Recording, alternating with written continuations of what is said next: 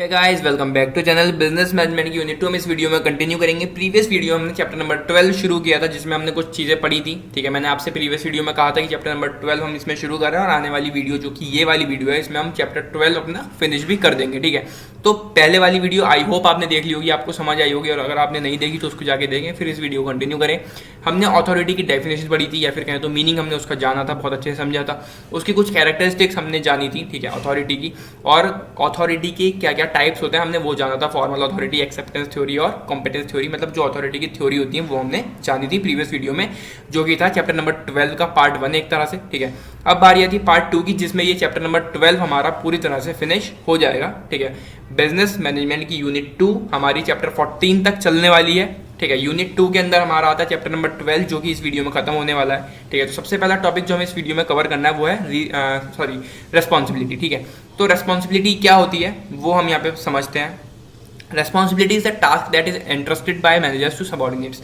Responsibility का अगर हम हिंदी मीनिंग कहें तो वो होती है जिम्मेदारी। ठीक है, सुपीरियर्स थे, जो सुपीरियर्स हैं, ठीक है, जो मैनेजर्स हैं, वो अपने नीचे वाले लेवल, जो उनके नीचे लेवल पर वर्क कर रहे हैं सबऑर्डिनेट्स, उनको कुछ रेस्पॉन्सिबिलिटी देते हैं। ठीक है, और सबऑर्डिनेट्स जो होते हैं वो उस रेस्पॉन्सिबिलिटी को निभाते हैं या फिर उस टास्क को वो कंप्लीट करते हैं। ठीक है, it is a moral commitment to complete the work assigned. In other words, it is also defined as responsibility is the obligation of an individual to carry out assigned activities to the best of his her activities.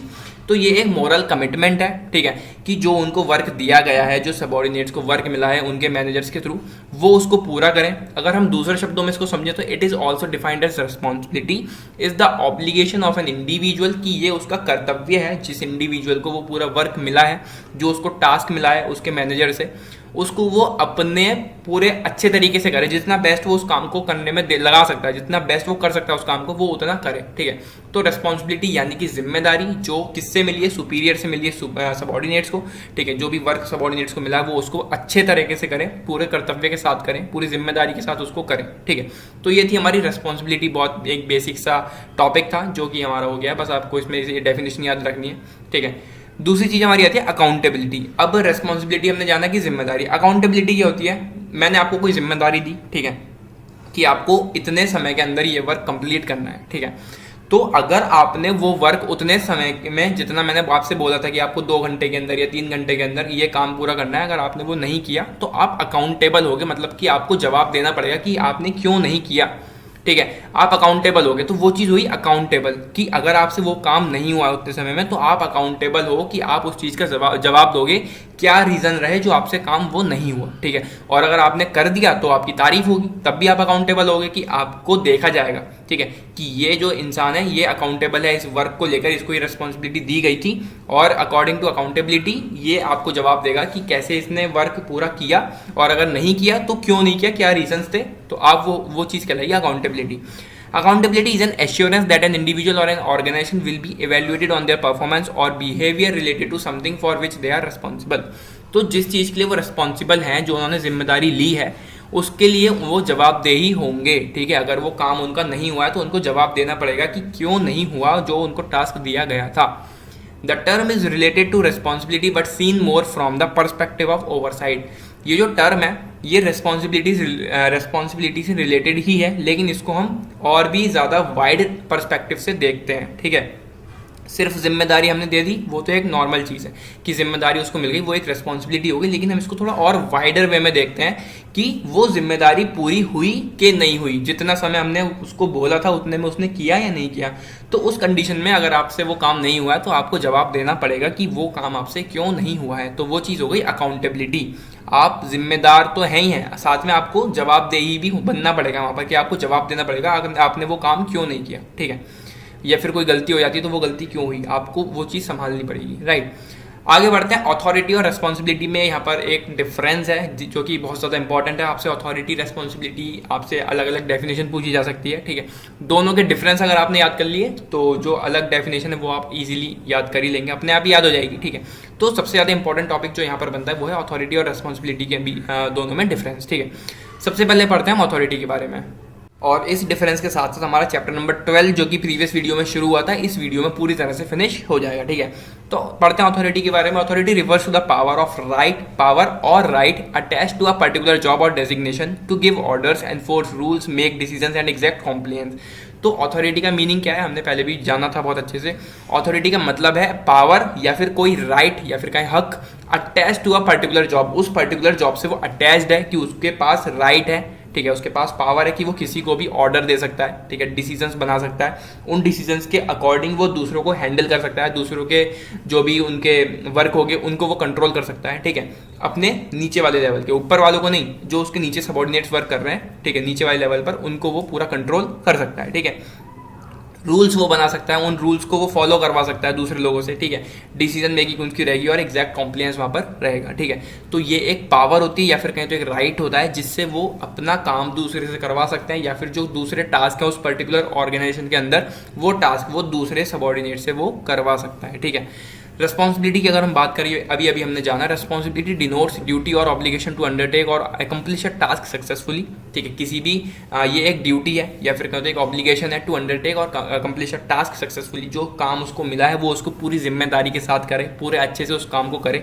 Assigned by a senior और established bye one's own commitment और circumstances, किसी manager ने उसको जो भी काम दिया है, ठीक है, या फिर कहें तो उसके सीनियर ने, क्योंकि सबॉर्डिनेट्स के सीनियर कौन होंगे, सुपीरियर कहेंगे हम उनको, ठीक है, तो सुपीरियर ने जो वर्क सबॉर्डिनेट्स को दिया है वो काम उसको पूरी जिम्मेदारी से करना होगा, वो चीज़ है रेस्पॉन्सिबिलिटी।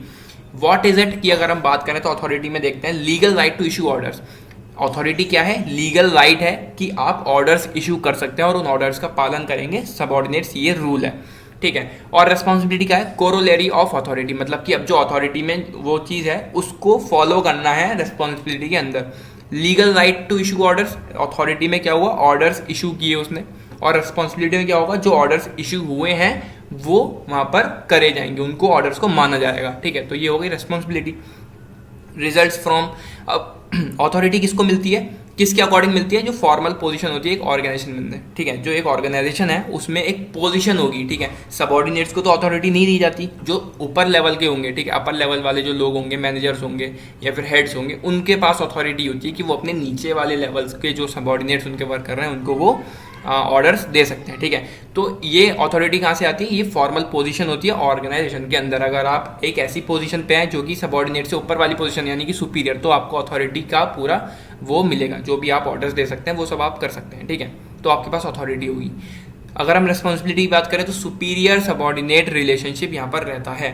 ठीक है, जो हमारी अथॉरिटी वर्क करती है वो पोजीशन पर वर्क करती है, और जो रिस्पॉन्सिबिलिटी वर्क करती है वो सुपीरियर और सबॉर्डिनेट के रिलेशनशिप पर वर्क करती है। ठीक है, उन दोनों का रिश्ता कैसा है, ठीक, उनका रिलेशनशिप कैसा है।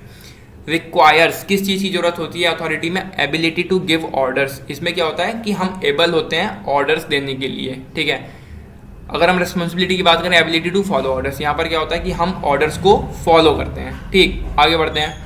अगर हम इसके फ्लो की बात करें अथॉरिटी के, तो ये डाउनवर्ड जाता है, मतलब कि सुपीरियर तो एक अपर लेवल पर है, वो ऑर्डर्स किसे दे रहा है, अपने नीचे लेवल वालों को। ठीक है, तो इसका जो फ्लो है वो डाउनवर्ड जाएगा, और सबॉर्डिनेट्स जो हैं हमारे, यानी कि रिस्पॉन्सिबिलिटी की अगर हम बात करें तो सबॉर्डिनेट्स किसका कहना मानेंगे, जो उनके ऊपर है, यानी कि सुपीरियर्स।